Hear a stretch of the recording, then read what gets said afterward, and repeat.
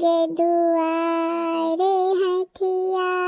आई तई पियासल गे पोती पोखरी ते बोन खुनाई हथिया आई तई मधुमासल गे पोती भांग